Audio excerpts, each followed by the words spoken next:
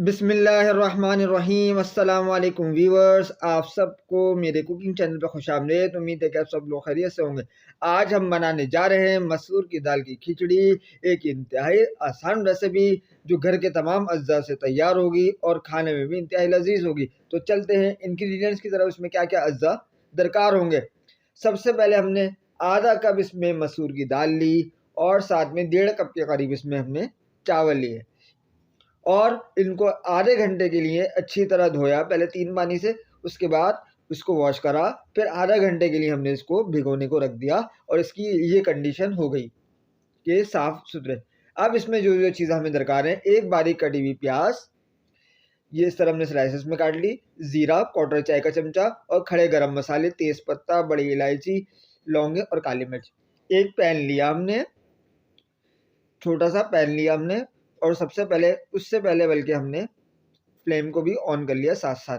अब पैन को हमने चूल्हे पे रखा और इसमें हम हाफ कप के करीब कुकिंग ऑयल इस्तेमाल करेंगे, शामिल करेंगे। ये देखिए हाफ कप के करीब, और इतना कुकिंग ऑयल इन चावलों की मकदार के लिए काफ़ी होगा।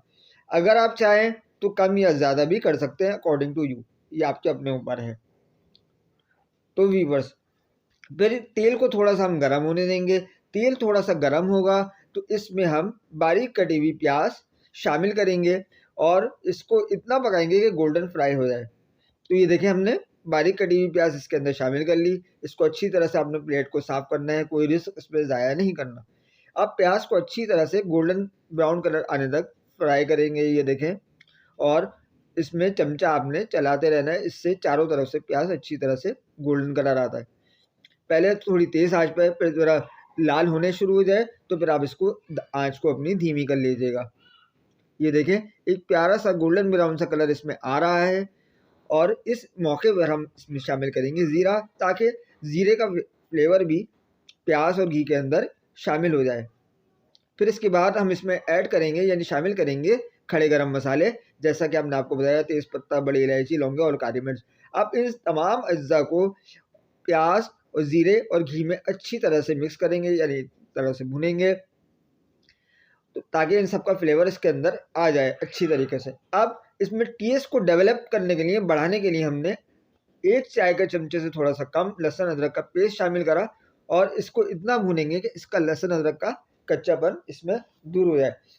इससे खिचड़ी का जायका बेइंतहा लजीज होगा और बहुत अच्छा, यानी एक अरोमा इसके अंदर शामिल होगा। अब इसमें आँच को धीमा करेंगे और साथ में हम इसमें चावल और दाल का मिक्सचर यानी खिचड़ी को शामिल करेंगे आराम आराम से। ये आपके सामने हम आहिस्ता आहिस्ता हर चीज़ को करके दिखा रहे हैं, ताकि जो हमारे नए सीखने वाले हैं वो हर स्टेप को ईज़िली फॉलो कर सकें, ईज़िली पहचान सकें कि किस तरह से हमारी खिचड़ी तैयार हो रही है। ये हमने चावलों को शामिल करा। चावलों को शामिल करने के बाद हमने इतना पानी डालना है, तकरीबन 1 लीटर के करीब, कि चावल पानी की सतह से आपका एक पोर जो है वो पानी ऊपर रहे चावल की सतह से। ये देखिए इस तरीके से। और इसके बाद हमने पानी शामिल करा और इसके बाद स्पून की मदद से चावलों को यकसा तौर पर फैला लिया अपने भगोने में। ठीक इस मौके पर हम पानी में अपनी फिंगर डाल के चेक करेंगे कि आया सतह के ऊपर से एक पोर के बराबर पानी है या नहीं है। अगर कम लगे तो इसमें थोड़ा सा पानी हम और शामिल कर देंगे, जैसा हमने किया है कि थोड़ा सा हमें कम लगा तो हमने इसमें शामिल कर लिया। और दोबारा इसी तरह चेक करके देख लेंगे कि हमारी पानी की मकदार पूरी है, चावलों से ऊपर है, क्योंकि हमने इनको तकरीबन आधा घंटे के लिए भिगोया है। और ये हमारे पास जो है इस खिचड़ी में जो हम चावल यूज़ कर रहे हैं वो बासमती राइस है। ठीक, अब इसके बाद हम इसमें जायके को बढ़ाने के लिए हस्बे जायका नमक इस्तेमाल करेंगे। इस खिचड़ी के लिए तकरीबन 1.5 चाय का चमचा नमक काफ़ी होगा। अगर आप ज़्यादा इस्तेमाल करना चाहें, ये अकॉर्डिंग टू योर टेस्ट है, आपके जायके के ऊपर, इसको आप शामिल कर लें। अब नमक शामिल करा, इसको स्पून की मदद से हमने अच्छी तरह मिक्स कर लिया ताकि पूरे मिक्सचर में नमक का फ्लेवर भी हल हो जाए। अब आँच को हमने इस मौके पर तेज़ करना है, क्योंकि चावल अच्छे से पकाने के लिए तेज़ आँच पे पकाना ज़रूरी होता है।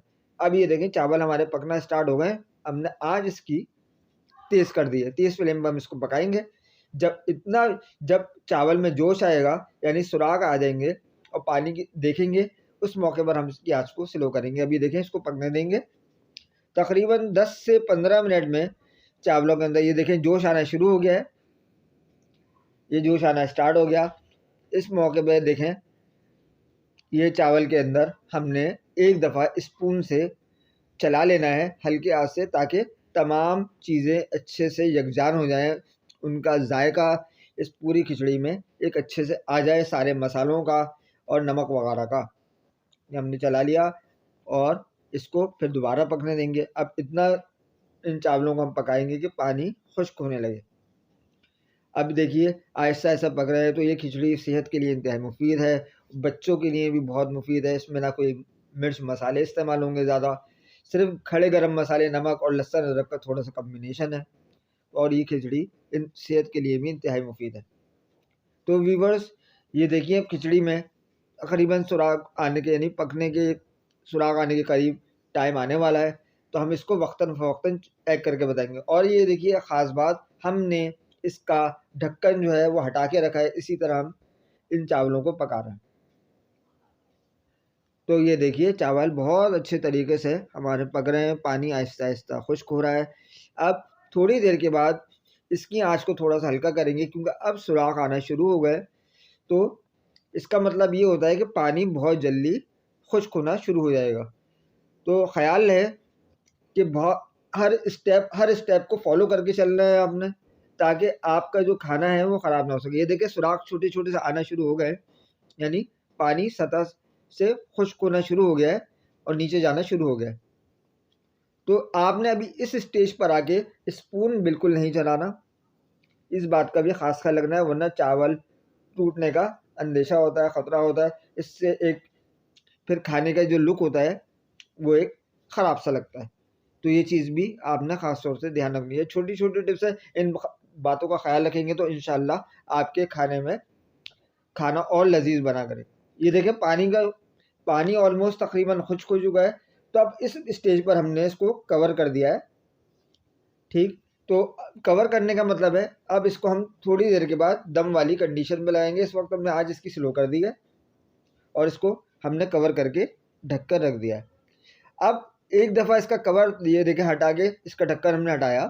अब देखा कि आया चावलों का पानी खुश्क हो चुका है या नहीं। इस मौके पर हम ये चेक कर लेंगे, ये देखें कि आया मज़ीद इसको ढक्कन ढक के रखना है या नहीं।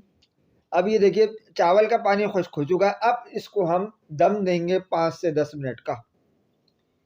ये देखिए व्यूवर्स, हमने दम दे दिया है, हमारी खिचड़ी ऑलमोस्ट तैयार हो चुकी है। इसका ढक्कन हमने हटा दिया है और ये आपके सामने बहुत खूबसूरत सा कलर इसका खिचड़ी का आ रहा है और खिले खिले चावल खूबसूरत। अब इसको इस स्टेज पर आके हम हल्के हाथ से मिक्स कर लेंगे, ताकि हर चीज़ का फ्लेवर, हर चीज़ का जायका इसके अंदर अच्छी तरह आ जाए, और इसको हम अपनी डिश में डिश आउट करेंगे। ये देखें अब हम इसको डिश आउट कर रहे हैं खिचड़ी को। खूबसूरत प्यारा सा कलर और बहुत अच्छी सी खुशबू आ रही है। और व्यूवर्स, फाइनली हमने अपनी मसूर की दाल की खिचड़ी को डिश आउट कर लिया है। फाइनली ये देखिए क्या खिले खिले चावल और बेहतरीन इसका लुक नज़र आ रहा है। अब आप इस खिचड़ी को रायते, सलाद और कबाब के साथ चाहे तो सर्व कर सकते हैं। तो उम्मीद करते हैं कि आपको ये मसूर की दाल की खिचड़ी की रेसिपी पसंद आई होगी। अगर ये रेसिपी आपको अच्छी लगे तो मेरी इस वीडियो को लाइक ज़रूर करिएगा और प्यारा सा कमेंट करिएगा, और ज़्यादा से ज़्यादा फ्रेंड्स एंड फैमिली मेम्बर में शेयर करिएगा, और मेरे चैनल को लाजमी सब्सक्राइब करिएगा और बेल आइकन पर लाजमी प्रेस करें। मिलते हैं नेक्स्ट रेसिपी में, जब तक के लिए अपना बहुत सारा ख्याल रखिएगा। अल्लाह हाफिज़।